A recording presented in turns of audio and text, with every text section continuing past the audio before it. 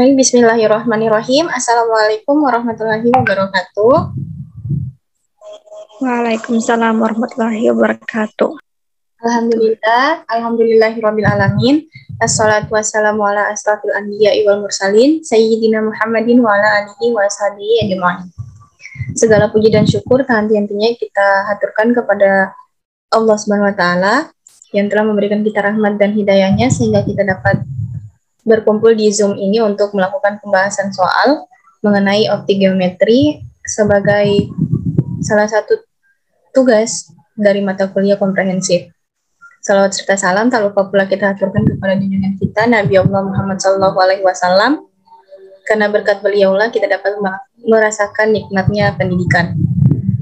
Baik, untuk mengefisienkan waktu yang ada, kami dari kelompok 4 akan melakukan pembahasan soal mengenai optik geometri. Baik, untuk mengefisienkan waktu, saya persilakan kepada Saudari Mayada untuk membahas soal yang pertama. Ya, bismillah. Baik, saya akan menjawab pertanyaan yang nomor 1, yaitu bagaimanakah syarat terjadi pemantulan total pada sinar yang melalui dua medium yang berbeda indeks biasnya?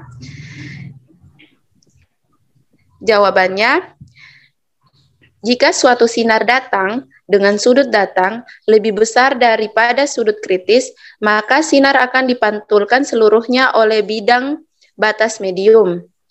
Peristiwa ini disebut pemantulan sempurna. Sudut kritis atau KIKA yaitu sudut datang yang menyebabkan sinar datang dibiaskan sejajar dengan bidang batas medium dengan sudut bias 90 derajat. Syarat terjadinya pemantulan sempurna yaitu yang pertama, sinar harus datang dari medium lebih rapat ke medium yang lebih renggang. Yang kedua, sudut datang lebih besar daripada sudut kritis. Sekian jawaban dari saya untuk soal yang pertama. Baik, itulah pembahasan dari Saudari Mayada. Selanjutnya untuk soal yang kedua, saya persilakan kepada Saudari Radiatul Adwiyah untuk menjawabnya. Baik, soal yang kedua yaitu jelaskan terjadinya peristiwa fata morgana kaitannya dengan pemantulan sempurna.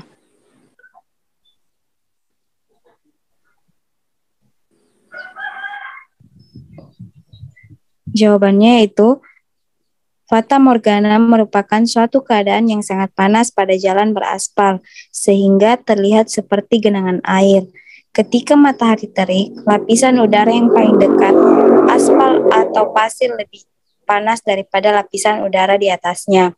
Akibatnya, lapisan udara yang dekat aspal atau pasir memiliki rapat optik lebih kecil daripada rapat optik udara di atasnya. Oleh karena itu, jika kita melihat dengan sudut datang yang lebih besar dari sudut kritisnya, seolah-olah ada bayang-bayang air di atas aspal atau pasir tersebut. Itulah jawaban dari soal nomor 2. Terima kasih. Baik, selanjutnya soal nomor 3 akan saya jawab sendiri. Di mana pertanyaannya yaitu di manakah posisi sebuah benda harus diletakkan jika akan dilihat dengan menggunakan mikroskop? Jelaskan. Baik, kita lihat soalnya. Kita ilustrasikan, ini merupakan lensa dari sebuah mikroskop. Nah, jadi di manakah benda harus diletakkan? Pada mikroskop, objek yang akan kita amati harus diletakkan di depan lensa objektif pada jarak antara FOB dan 2 FOB atau ruang 2. Dari FOB, di antara FOB dan 2 FOB yaitu di ruang 2. Sehingga bayangan akan terbentuk pada jarak lebih besar dari 2 FOB di belakang lensa objektif dengan sifat nyata, terbalik, dan lebih besar. Bayangan pada lensa objektif dipandang sebagai objek pada lensa okuler, dan terbentuklah bayangan pada lensa okuler, di mana kita ketahui bahwa mikroskop memiliki dua lensa, yaitu lensa objektif dan lensa okuler. Jadi, bayangan yang dibentuk dari lensa objektif akan menjadi objek dari lensa okuler, sehingga bayangan pada lensa okuler tersebutlah yang akan kita lihat. Sekian yang dapat saya jelaskan. Selanjutnya, soal yang keempat akan dibahas oleh Saudari Teresia Ayuni Situgai. Kepadanya saya silakan. Baik, saya akan menjawab pertanyaan nomor 4, di mana soalnya bagaimana proses perubahan kekuatan lensa mata dari tidak berakomodasi sampai berakomodasi maksimum. Nah, sebelumnya kita harus mengetahui apa itu lensa mata. Nah, lensa mata merupakan sebuah benda bening yang berbentuk cembung. Cembung terdapat di bola mata dan terletak di belakang iris. Nah, lensa mata ini berfungsi untuk memfokuskan cahaya yang masuk ke mata, di mana lensa mata memiliki kemampuan akomodasi, yaitu kekuatan mata untuk menebalkan dan menipiskan. Untuk kekuatan mata menebalkan digunakan pada saat kita melihat benda-benda yang berada di dekat, dan mata menipiskan digunakan untuk melihat benda-benda yang letaknya sangat jauh. Untuk lensa mata dapat mencembung ataupun memipis secara otomatis karena adanya otot akomodasi, atau dapat kita kenal dengan otot siliar atau otot lensa. Untuk melihat benda yang letaknya dekat, otot siliar tersebut akan menegang sehingga lensa mata mencembung, dan sebaliknya, untuk melihat benda yang letaknya jauh, otot siliar akan mengendur atau dapat kita kenal dengan rileks sehingga lensa mata tersebut dapat memipih. Nah, untuk titik dekat adalah titik terdekat yang dapat dilihat mata secara jelas dengan mata berakomodasi maksimum kurang lebih 25 cm. Pada titik dekat ini, lensa mata akan mencembung maksimal.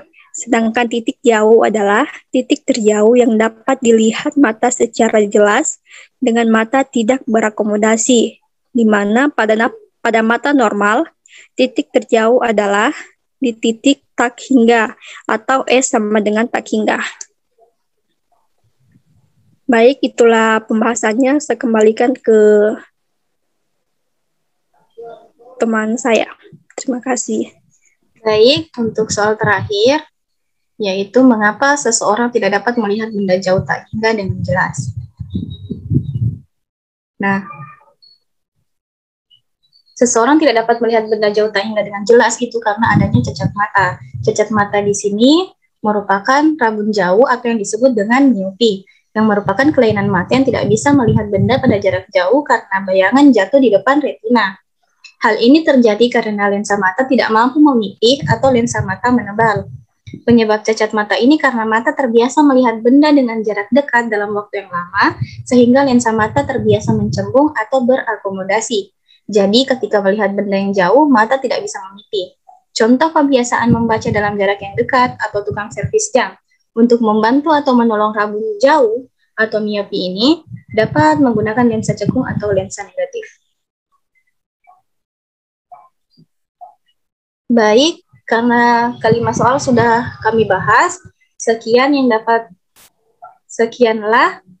yang dapat kami sampaikan.